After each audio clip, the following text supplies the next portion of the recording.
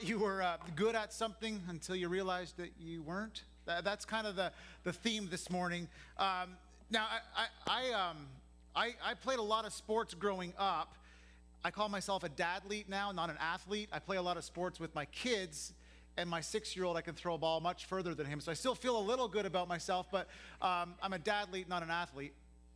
But I remember growing up, I played a lot of sports. I played a lot of hockey in the wintertime. I played a lot of baseball in the summertime. Made the varsity team as a freshman in high school playing hockey. Was the captain my sophomore, junior, and senior year. Just loved sports, was pretty good at it. And so when I became a youth pastor, I was never one of those guys that everybody gets a trophy and everybody gets a ribbon. No, I'm going to put a whooping on you because I feel better about myself. That's the only reason that I picked on the teenagers. But I was a youth pastor. I remember one time we were playing dodgeball. We had about 120 kids at this tournament, and I might have stacked my team a little bit because I wanted to win. I've matured since then, so don't hold this against me. This was years ago. But I would grab that dodgeball and I would just haul it off. I hit a kid in the head one time, and I think concussed him. And so Kim was like, you need to just calm down. Like, there's no scouts in the stands looking for America's next dodgeball champion. Like, just reel back a bit. Well, it got word to one of the pastors on staff at the church that I thought I was pretty good at sports. So he challenged me to learn the game of tennis. Now, I've never played tennis before, but I was good at a lot of stuff that I played. And so I'm like, this is going to be easy. He came over on Noah's Ark. I'm going to put a whooping on this guy. And you're like, well, that's kind of rude. That's how I thought years ago. I've matured since then. But he was a little older. And so we got playing. He was kind of teaching me the basics. You want to volley this way. So 3 or 4 months go by, and I'm feeling pretty confident about my newfound tennis skills. And so the pastor said, well, let's put a friendly wager on this game. Don't judge me. It wasn't for money, but it was for a meal. The loser buys, the winner picks. Now, I love Texas Roadhouse, and so I already had planned that Scott is going to take me to Texas Roadhouse because I want those honey cinnamon bun. Oh, they just melt in your mouth. And so I was not going to hold back. I was going to finish this game off. In 6 games, it's going to be over. So I served the first game, and I won. And then I served the second game, and I won. And I am feeling very confident at this moment that Scott is going to be taking me to Texas Roadhouse. And then something happened. He pulled up his white Nike wristbands and did the universal sign for it's over by turning his hat backwards and snugging it down. You know when somebody turns their hat backwards, it's like, you're about to get a whooping, son. It went backwards, and I didn't score a point the next 6 games. He literally demolished me 6 games in a row. He had me running in circles from corner to corner. He was sipping on an ice-cold Arnold Palmer. He just destroyed me 6 games in a row. Because I thought I was somewhere. I thought I was a little further ahead. I thought I had arrived in the game of tennis. But maybe you don't relate to the tennis. Oh, we're going to blow up, Don. Maybe you don't relate to the tennis match, so to speak, where you thought you had it all together, but something happens and a storm hits, a crisis hits, a setback hits, and all of a sudden you feel rattled. You feel a little bit like, I'm stuck. I can't move. I'm exhausted. Maybe you felt destroyed in a season because where you thought you were clearly wasn't where you were. Where you thought you were in life, where you thought you were in the relationship, where you thought you were in your finances, where you thought you were in your vocation, where you thought you were in your health, clearly wasn't where you were. And so what I want to do for these next 4 weeks is I want to look at different things that are going to help us mature and grow and become just better followers of Jesus while asking the question, are we there yet? Now, I want to open with this question. Do you love the Bible? And you're like, well, yeah, I love the Bible. No. Do you really love the Bible? Like, has the Bible captivated you? Has it enthralled you? Do you love it? So yesterday was opening weekend of college football. And probably some of us sat and watched maybe an entire half or an entire game of college football. Could you sit down and read the Bible and be captivated by that like you are with a football game? I want to get to the place where I can sit down and read the Bible and give it my full attention like I do a hockey game that I'm watching. But I'm not there yet.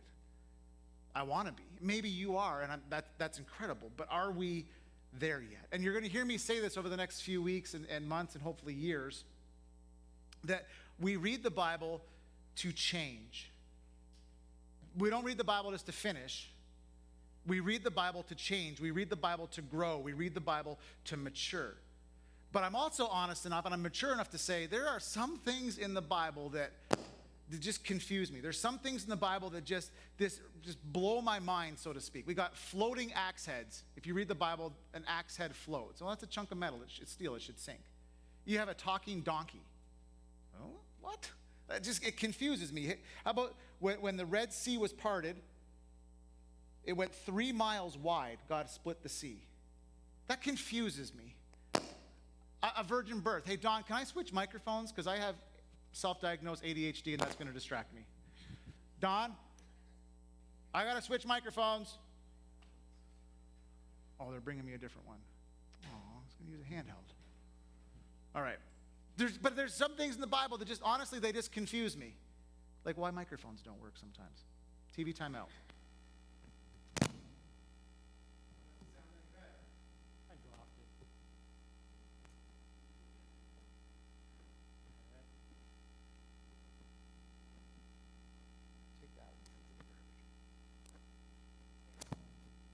All right, is that going to work? Oh, now I've got a lot of studio space again I can explore. This is good. All right, we're good. But there are things, probably like you, like me, there's things that confuse us, right? A virgin birth, and I could keep going. And there are things in your life, probably like my life when I read the Bible, that seem, is it possible?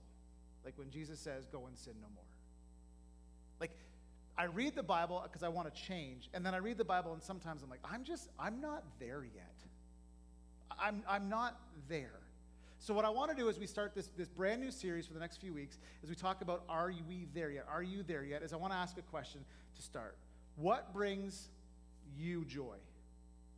What brings, like when you think about that thing, that thought, you're like, oh, that brings me joy. I'll go first because I have the microphone. A good slice of pizza brings me joy. Now I'm not talking about DiGiorno where the edges get burnt, but it's still frozen in the middle. Like whoever can cook a good DiGiorno, kudos to you, because it never works in my house. I just can't do it. But you get me a good slice of deep dish pizza. Oh. We went to Bud Murphy's this week, my wife and I.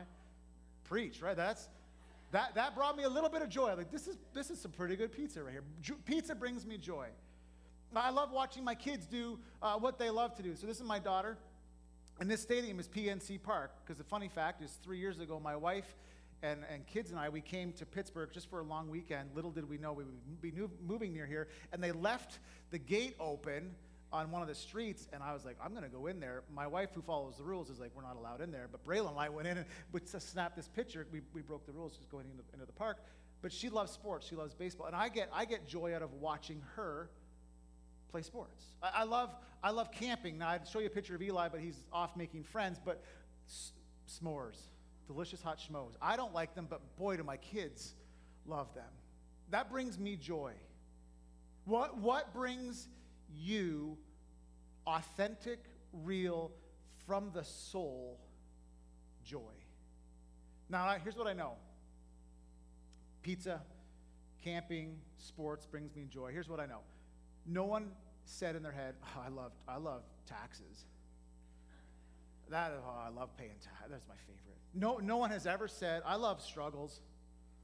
I love sorrows. I love pain, and I love troubles, and I love burdens. You're a psychopath and need to leave. If you're like, taxes, I love them. They're my no one says that. Like those things don't bring us joy. Like no one has ever said, I love this never-ending pandemic. This is my favorite thing, and I love this new strand. This is great. This is good. This is so good. No one has ever said, I love what's happening in Afghanistan right now. This is fantastic. No, you've never said that. No one's like, man, I'm so glad Hurricane Ida has wiped out 1 million homes and people and businesses and families. That's fantastic. Because we don't like those things. Those things cause us problems. They cause us trouble. Those things question our belief, our trust, our hope in the goodness of God. See, no one says sadness makes me happy or troubles bring me joy. But what we have to do is we have to lay a groundwork. We have to lay a foundation in this series to say, are we there yet when it comes to our spiritual growth and our maturity? So James chapter 1 is the text this morning. We're going to look through, like I said, the whole book of James over these next few weeks as we answer this question, are we there yet? But I want to lay a little bit of foundation to the author because I think it's important to know who's writing and why. So James is the brother of Jesus, half-brother. So James has the same mom, her name is Mary, but they don't share the same dad. Because Jesus' dad is God, it's kind of hard for the same dad. It only happened once, the virgin birth. But they're half-brothers. And it's actually believed, theologians would say that James was so devout in his prayer life that he would spend hours and hours a day on his knees in the dirt praying, so much so that as he aged in life, his knees became the sizes of softballs or small footballs with calluses on his knees. He just prayed so much. And he was martyred. He was pushed off the very high temple that his brother Jesus was tempted when Satan tempted Jesus at the high point of the temple in Jerusalem. He was pushed off that spot where Satan said to Jesus, jump off and let the angels carry you down, if you're familiar with that narrative. That's where James was pushed off. But he didn't die from the fall. It's recorded that James died on the ground, but not from the fall. He died from the people beating him to death on the ground, and it's recorded that he was praying for their souls and forgiving them for what they were doing to him in that moment. Now can we all admit that we're not there yet? Like, I think if you're like, well, I'm a little bit better than you, Dan, so far. Well, you ain't that. Like, we're not there yet. And James is in the back of the New Testament. It's almost to the end of the Bible, but it's actually believed to be the first or second book of the New Testament written. Because James doesn't reference Jesus' earthly ministry. He actually quotes Elijah and he quotes Old Testament because Jesus hadn't done his earthly ministry yet. But because he grew up with Jesus, he had inside knowledge of how to follow Jesus and what Jesus was like. And so he quotes Old Testament, but teaches premises that we have to go after as a church. And so that's your Dan Mack kind of background, the history of James. I really think it's important to know those things as we're jumping in. So here it is. James chapter 1, 1-8 says this. It says, James, he's writing, he says, I'm a servant of God, of the Lord Jesus Christ. And I'm writing to the 12 tribes scattered among the nations. Greetings. He says, consider it pure joy, my brothers and sisters, whenever you face trials of many kinds, because you know that the testing of your faith produces perseverance. You know that happens, right? You know that that's what goes through. So let perseverance then finish its work so that, you've got to go through these things so that you might become mature and complete and not lacking anything. Now he says in verse 5, if you lack wisdom, you should ask God, who gives generously to all people without finding fault. And if you ask, it's going to be given to you. But when you ask, you must believe and not doubt, because the one who doubts is like a wave of the sea blown and tossed by the wind. That person should not expect to receive anything from the Lord. Such a person is double-minded. Such a person is double-minded. And they're unstable in all they do. So I read that and I'm like, I thought I was good at tennis and I'm not. I thought I was good at this Christian life and I'm like, well, I'm probably not quite there yet. Consider it pure joy when stuff hits the fan. Are you there yet? Can you see those things and go, yeah, I really like that? I don't think very many of us can say that.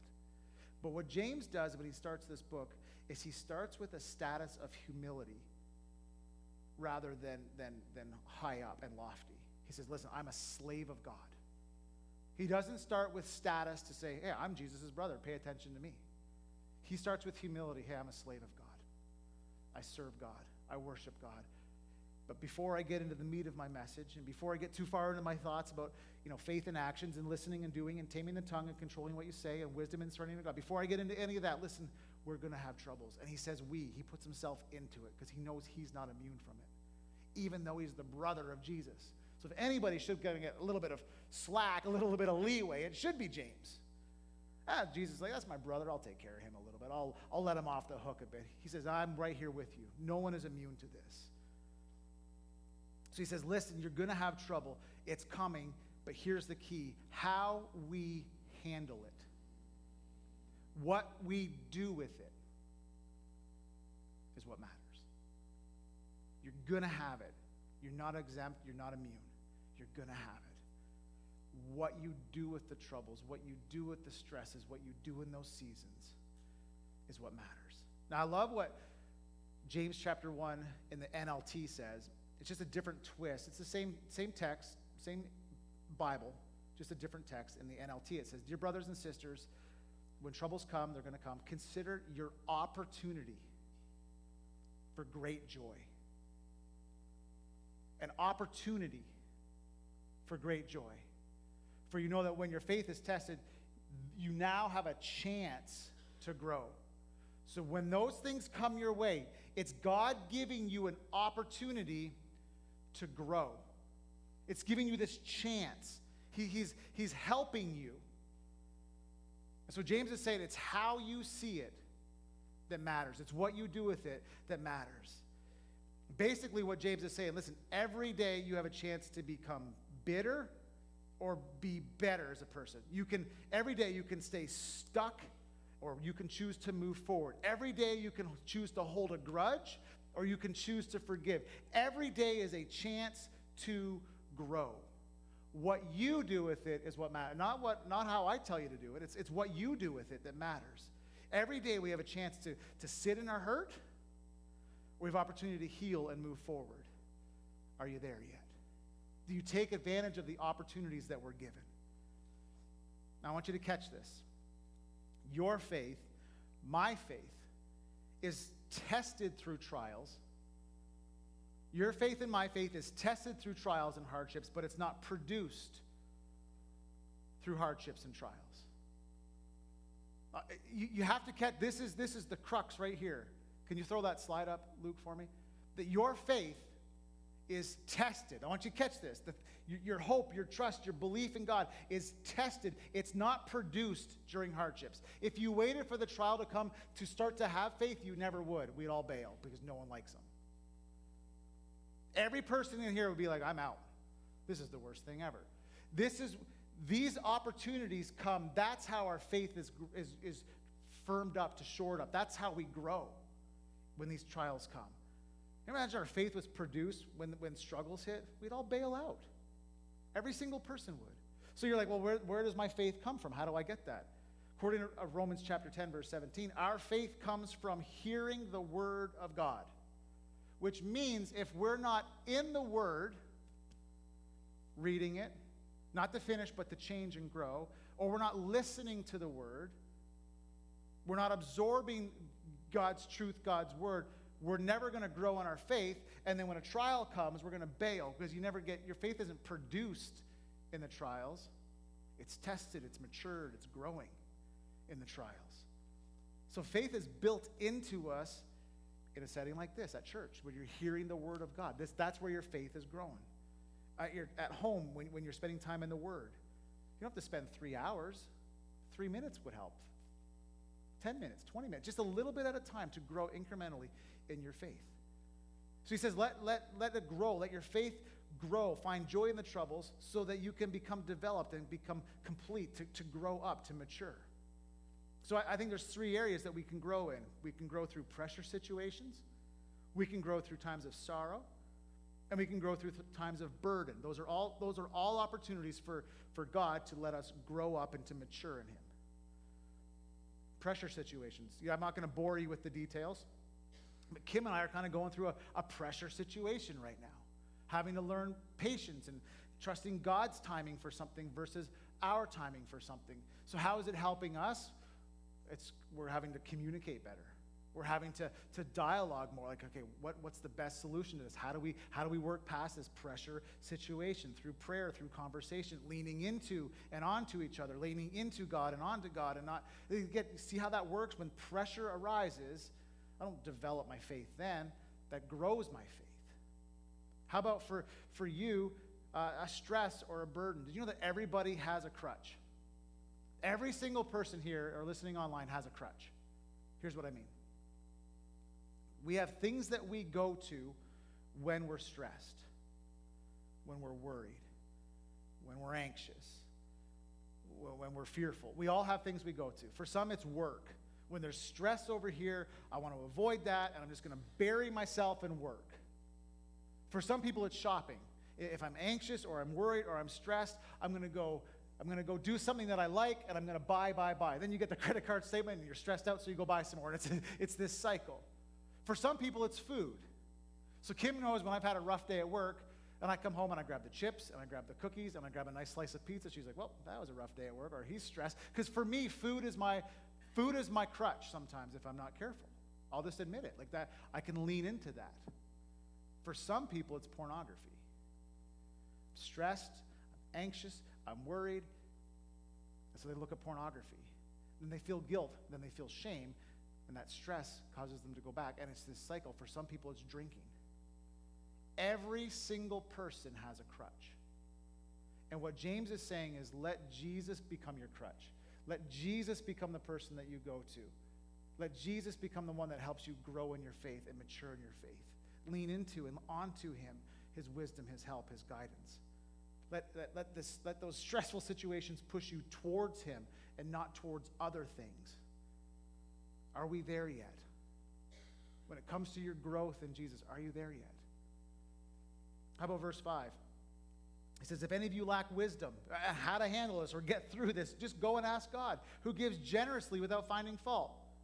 And when you ask, just believe and not doubt, because the one who doubts is like a wave of the sea, blown and tossed by the wind. Basically, he's saying this: if you need something, ask God.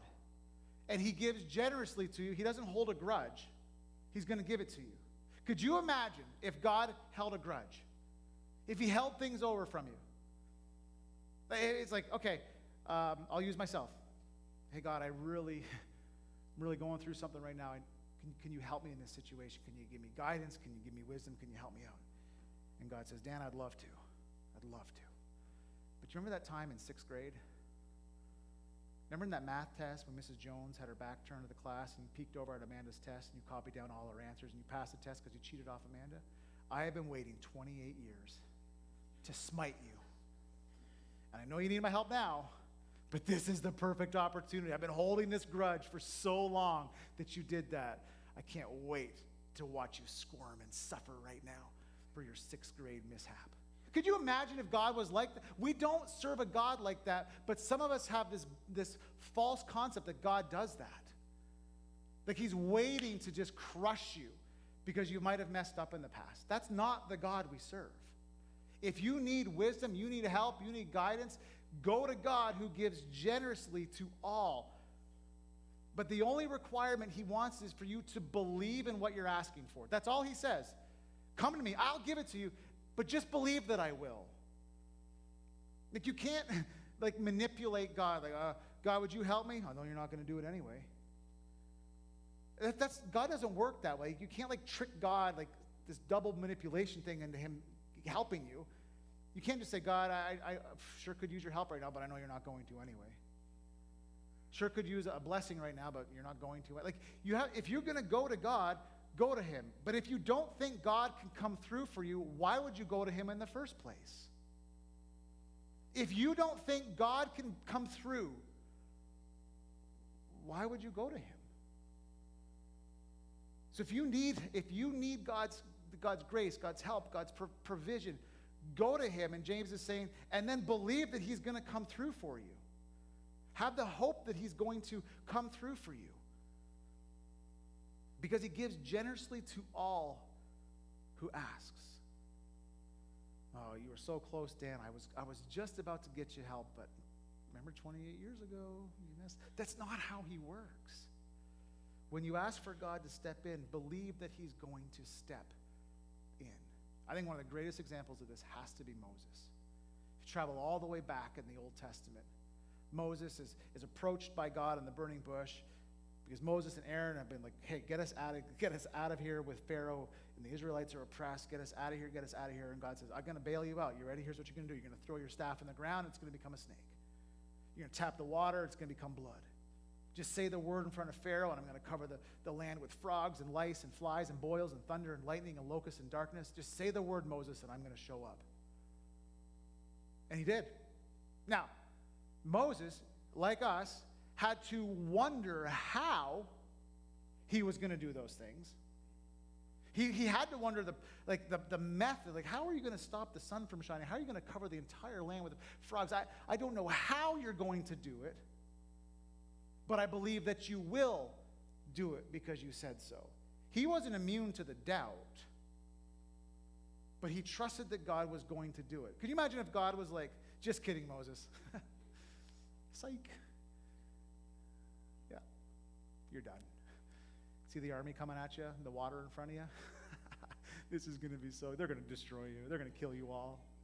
I can't wait for this. That's not who God is. That's not who he is. It's not like God says, I'm pouting. I'm pulling the plug on the miracle. We were so close, Moses, but I'm out. Like, that's just not what he does. He says, I'm going to come through for you. I'm going to come through on my timing, but I'm going to come through. And maybe for you, you're like Moses, your back's against the wall of water. You don't know the way out. If you believe it, you'll receive it. That's the word, that's the promise from God. If you need wisdom, ask generously. Ask generously. God, I need it. I need help. And he won't rebuke you for asking. Do you know that we live in an information age? So much knowledge can be gained by one click of the Googles. Just one click, and you can have 1.7 billion sites to hit on. Like, it's just incredible, the information. Do you know there's not a lot of wise people that know what to do with that information? There's a huge difference between knowing something and knowing what to do with something. Let me give you an example of this. One of my really good friends, his name's Justin.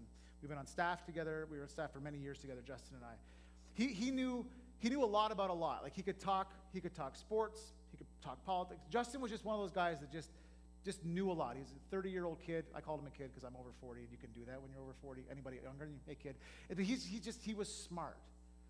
But he was also wise. I remember sitting in a staff meeting one time with Justin. We're sitting around the table. There's a bunch of us, and the leader was frustrated. The senior pastor was kind of yelling at everybody, fix this, solve this, da-da-da. And I looked over at Justin, and I could just tell, you know when you look at somebody and you know they know the answer, but they're not giving it, and you're like, why aren't you speaking up? Like, why don't you say something in this moment?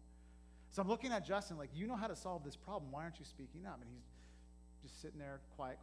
With the meeting ends, we leave, and I got Justin in the hallway. I'm like, dude, I know you know the answer to this. Like, why didn't you say something? And he said something, this is probably 5 or 6 years ago, that has stuck with me. He said, Dan, it wouldn't have mattered if I spoke up, because the boss wasn't going to listen to me anyway. It didn't matter what I knew. He thought he knew everything.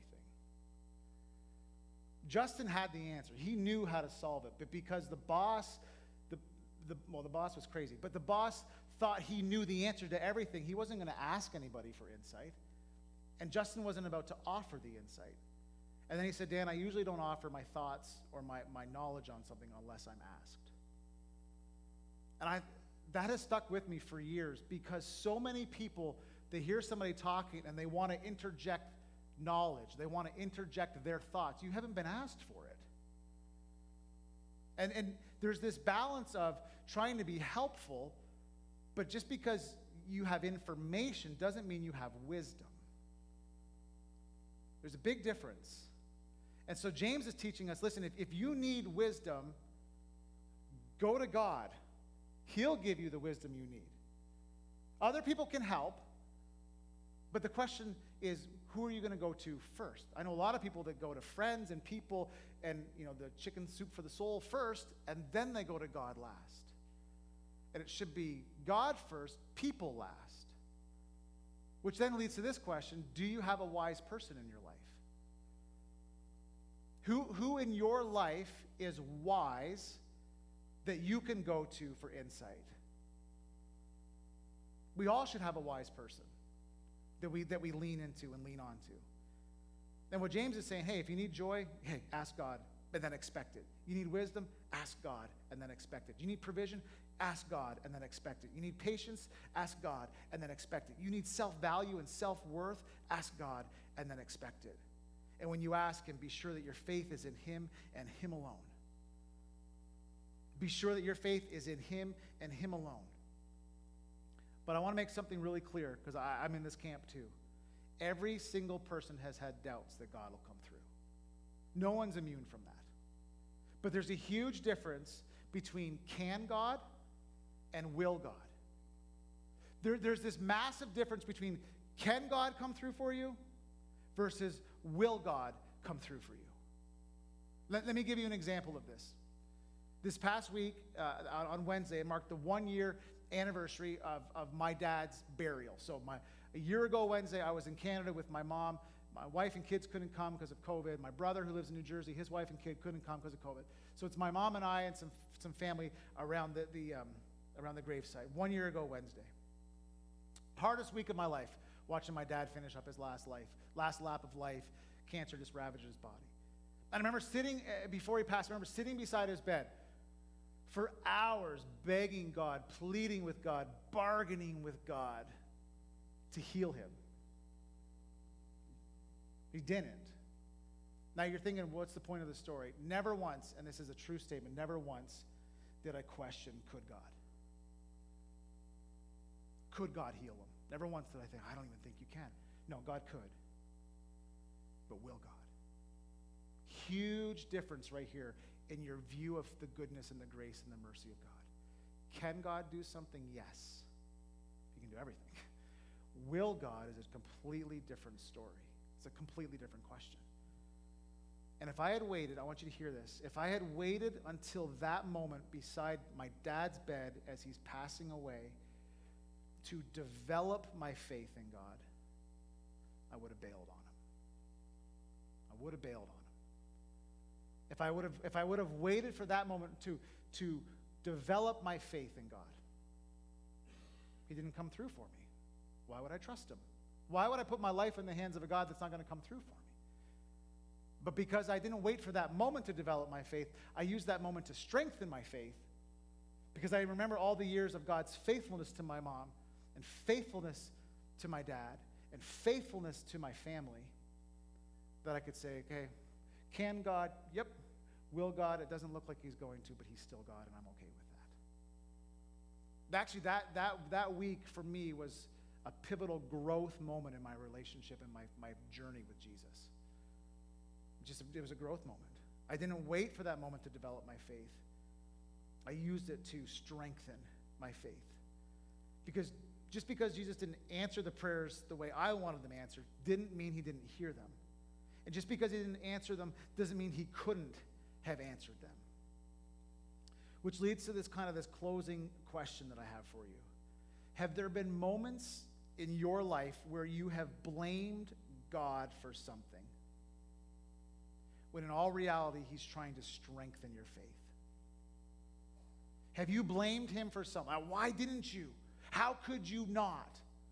When all along, all he was trying to do was saying, I don't want you to develop your faith here. I want you to strengthen your faith in this moment.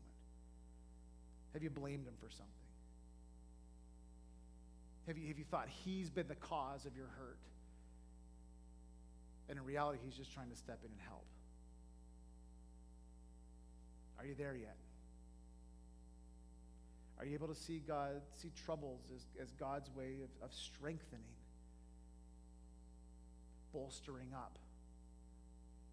So God, in this moment, there's probably some of us that can think of something exactly in our lives that we've had that we're like, man, I wish you would have. Why didn't you? Where were you? And maybe what you're trying to teach us, God, right now is in that moment you are strengthening our hope in you and our trust in you and our faith in you. Would you give us just this different set of eyes that would be full of wisdom? Not just knowledge, not just information, but wisdom to know when you're working in our lives, when you're helping us grow and mature and become stronger in our faith. May we not wait till the crisis in the middle of the storm to try and figure out if we even can trust you. May we know before the storm that we can trust you, so that in the middle of it, God, we're growing in you. I want to thank you, God, just for what you're doing in this church so far and in our lives. And I really believe the best is yet to come here. So God, would you just continue to give us your favor, to continue to grow up in you, to mature in you, to become more like your son. God, you're good, you're kind. And if we've blamed you for hurt, we ask that you would forgive us for that. Because your goal is not to hurt us, it's not to harm us. Your desire is to give us a hope and a future. And so, God, we cling to that this morning. Thanks that we're probably not there yet, but we're on a journey to become there. And so we give you praise and thanks for you're worthy of it. And as a church, we say, amen and amen.